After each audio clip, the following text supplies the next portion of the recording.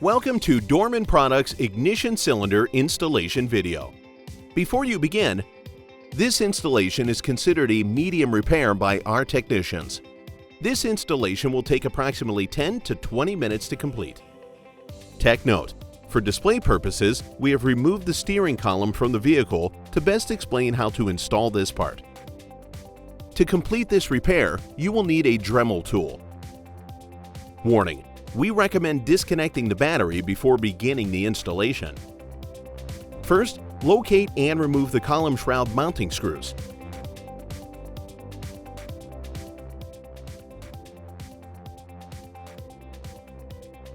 Continue by gently prying the upper and lower shrouds from the column. Remove the electrical connectors to gain access to the lock housing bolts.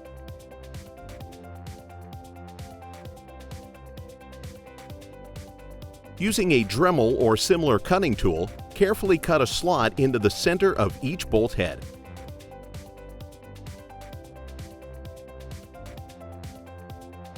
Remove the bolts with a flathead screwdriver and remove the lock assembly from the column. Unplug the two connectors on the ignition switch.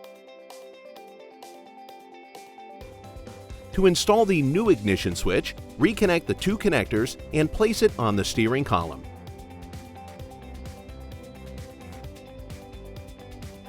Tech note: it is best to remove the key so that the lock pin will protrude from the housing.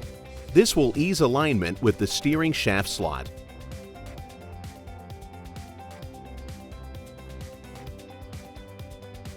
Using the new clamp and security bolts provided, secure the new ignition lock assembly to the steering column and tighten the mounting bolts until the hex heads shear off.